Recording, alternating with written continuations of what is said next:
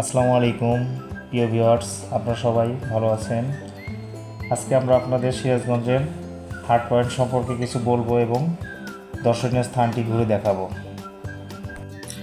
তো ভিউয়ার্স, চলুন যেতে যেতে সিরাজগঞ্জ জেলার নামকরণটি আপনাদের সাথে শেয়ার করি। সিরাজগঞ্জ জেলার বেলকুচি থানায় সিরাজউদ্দিন চৌধুরী নামক একজন জমিদার ছিলেন। তিনি তার নিজ মহলে একটি গঞ্জ স্থাপন করেন। তার নাম অনুসারে এর নামকরণ করা হয় সিরাজগঞ্জ, কিন্তু এটি ততটা প্রসিদ্ধ লাভ করেনি। যমুনা নদীর ভাঙনের ফলে ক্রমে তা নদীগর্ভে বিলীন হয় এবং ক্রমশ উত্তর দিকে সরে আসে। সে সময় সিরাজউদ্দিন চৌধুরী 1809 সালের দিকে খয়রাতি মহল রূপে জমিদারি সেরেস্তায় লিখিত ভূতের দিয়ার মৌজা নিলামে ক্রয় করেন। তিনি এই স্থানটিকে ব্যবসা বাণিজ্যের প্রধান স্থানরূপে বিশেষ সহায়ক মনে করেন। এমন সময় তার নামে নামকরণকৃত সিরাজগঞ্জ স্থানটি পুনরায় নদী ভাঙ্গনে বিলীন হয়। তিনি ভূতের দিয়ার মৌজাকেই নতুনভাবে সিরাজগঞ্জ নামে নামকরণ করেন। ফলে ভূতের দিয়ার মৌজাই সিরাজগঞ্জ নামে স্থায়ী রূপ লাভ করে। সিরাজগঞ্জ জেলা বাংলাদেশের রাজশাহী বিভাগে অবস্থিত এবং উত্তরবঙ্গের অন্যতম গুরুত্বপূর্ণ শহর, বাংলাদেশের 14তম বৃহত্তম শহর। এটি যমুনা নদীর পশ্চিম তীরে এবং ঢাকা শহর হতে প্রায় 110 কিলোমিটার উত্তর পশ্চিমে অবস্থিত। সিরাজগঞ্জ শহর একই সাথে সিরাজগঞ্জ জেলা ও সদর উপজেলার প্রশাসনিক সদর দপ্তর। এর মোট আয়তন 31.27 বর্গ কিলোমিটার ও জনসংখ্যা প্রায় 4,50,000। যমুনা সেতুর পশ্চিম প্রান্ত থেকে সিরাজগঞ্জ শহরের দূরত্ব 8 কিলোমিটার। সিরাজগঞ্জ জেলাকে উত্তরবঙ্গের প্রবেশদ্বারও বলা হয়ে থাকে। বলতে আমরা সিরাজগঞ্জ হাট পয়েন্টে এসে উপস্থিত হয়েছি। এখানে একটি হেলিপ্যাড রয়েছে। হেলিপ্যাডটিতে যে কোনো সময় জরুরিভাবে হেলিকপ্টার অবতরণ করতে পারে।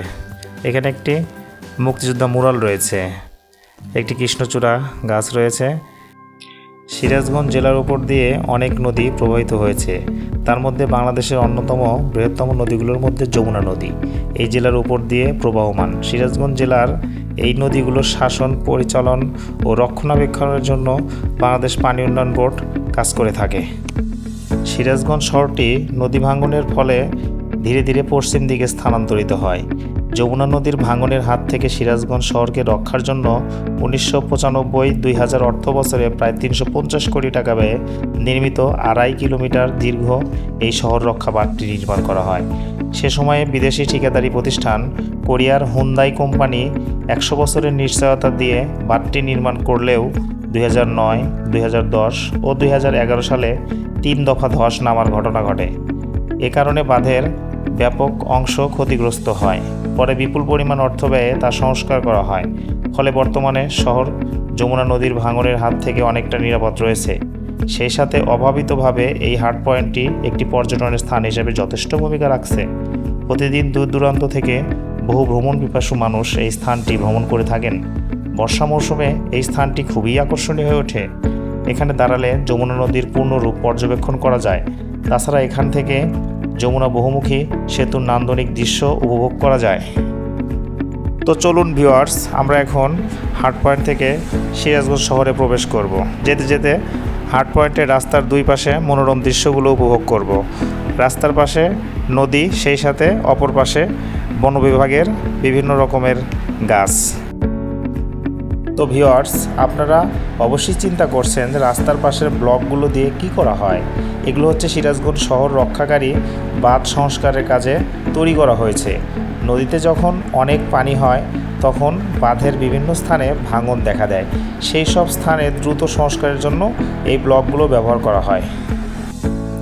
এখানে রাস্তার দুই পাশে অনেকগুলো ফুচকা এবং চটপটির দোকান রয়েছে। এখানে দর্শনার্থীরা বিকেলবেলা এসে বসে বিভিন্ন রকমের মুখরোচক খাবার গ্রহণ করতে পারবেন এবং সেই সাথে নদীর প্রাকৃতিক দৃশ্য উপভোগ করতে পারবেন।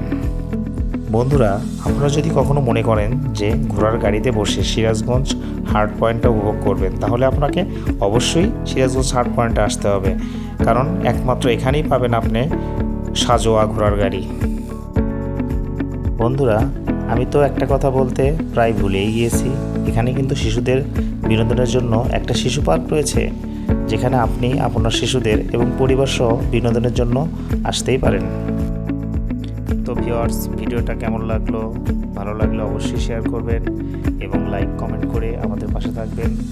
আর হ্যাঁ, দয়া করে চ্যানেলটি সাবস্ক্রাইব করবেন।